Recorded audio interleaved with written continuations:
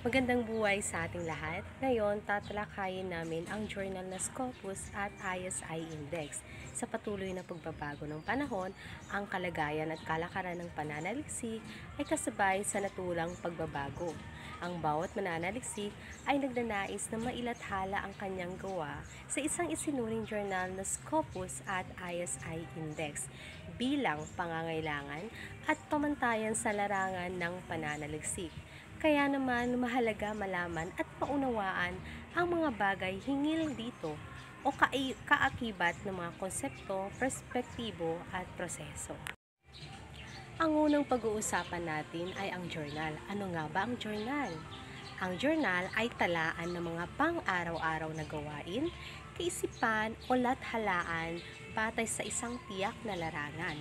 Sa pamamagitan ng journal, maaaring idokumento ang mga libangan o pakipanginabang na gawain at isa ito sa mga sanggunian na ginagamit sa pag-aaral o pananaliksik dahil madali itong makita sa mga silid-aklatan at sa internet.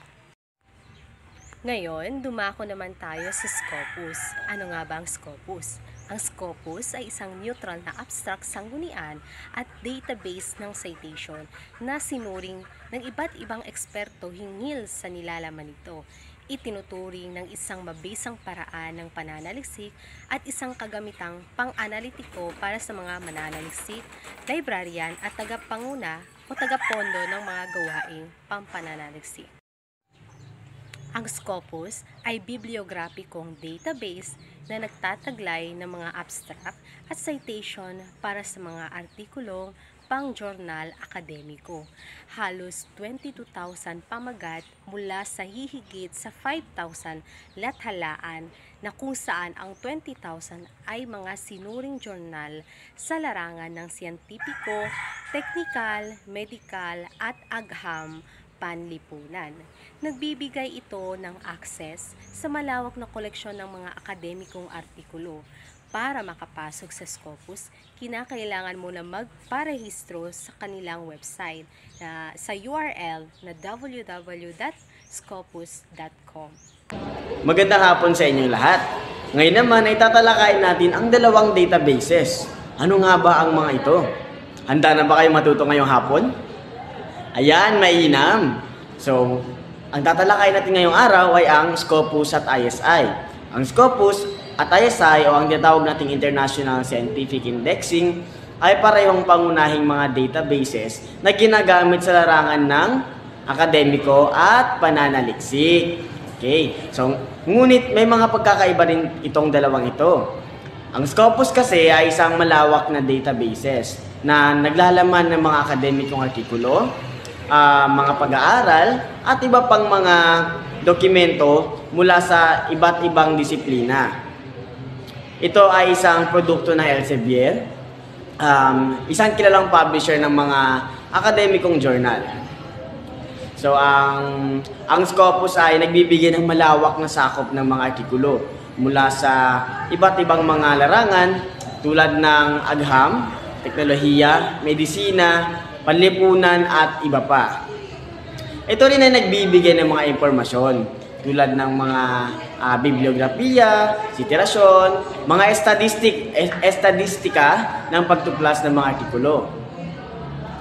Ang Scopus din ay ginagamit ng mga mananaliksik upang matukoy ang mga nahuhusong paksa, makakahanap ng mga pinagmulan ng impormasyon at magsasagawa ng mga pagsusuri ng literatura. So ngayon naman ay ang ISI. So ang ISI ay isang pangkat ng mga index na binubuo ng Clarivate Analytics. So ang ISI binubuo ng iba't ibang mga index tulad ng Web Science, Science Citation Index, at Social Science Citation Index, at iba pa.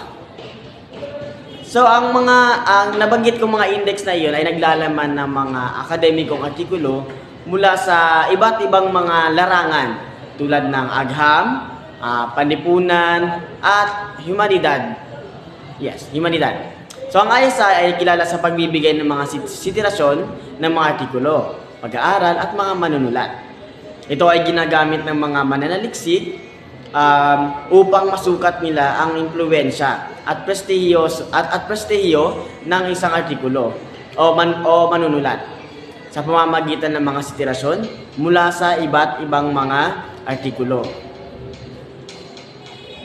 So sa pangkalahatan, ang dalawang ito, ang pinagkaiba ng Scopus at ISI ay matatagpuan sa mga tagapagbigay, sakop ng mga artikulo at mga impormasyon na ibinibigay.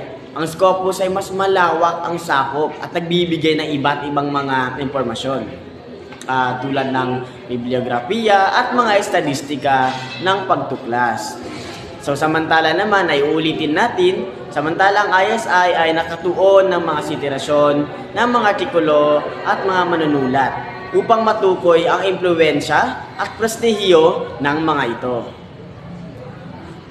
May mga katanungan pa ba bago tayo dumako sa isa pang paksang tatalakayin ngayong araw? Wala na? Ayan, maraming salamat.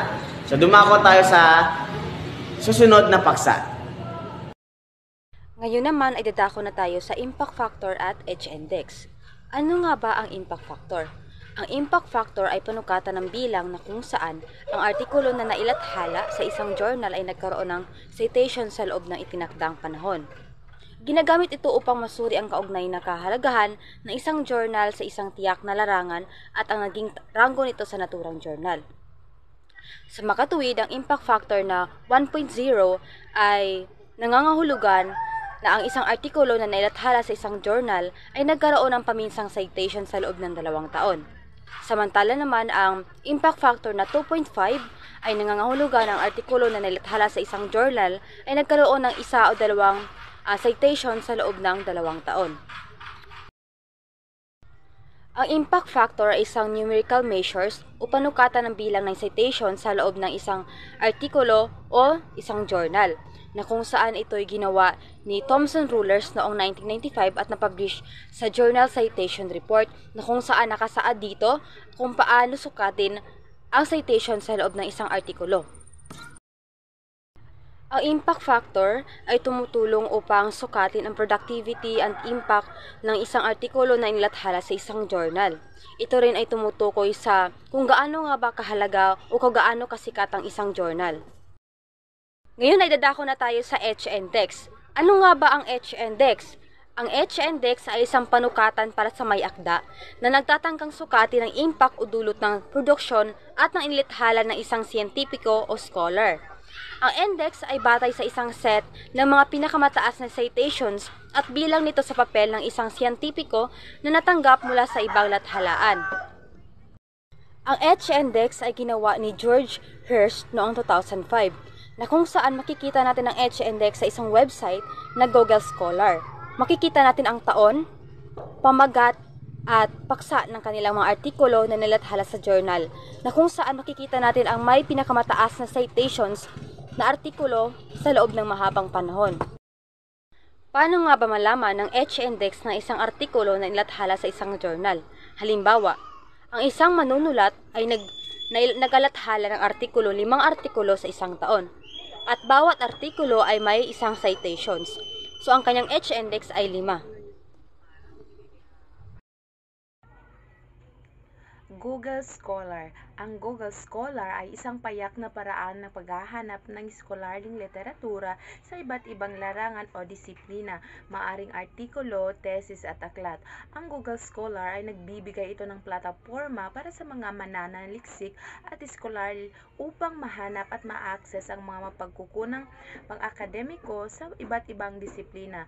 Naiiba ang Google Scholar sa regular na search engine ng Google dahil particular itong nakatutok sa nilalamang pang-scholar na ginagawa itong isang mahalagang tool para sa pagsasagawa ng akademikong pananaliksik. Nagbibigay daan din ito sa mga user na lumikha ng mga profile upang subaybayan ang kanilang sariling mga pagsipi o citation at sukatin ang epekto ng kanilang pananaliksik. Open access na lathalaan. Ang open access na lathalaan ay hindi masyadong mahigpit sa pagpapahintulot para sa paggamit ng mga mananaliksik, guro, mamamahayag, tagagawa ng batas at ng publiko ng walang bayad. Ang open access ay tumutukoy sa hindi pinaghihigpitan at libreng online na pag-access sa mga artikulo sa pananalisik ng scholar.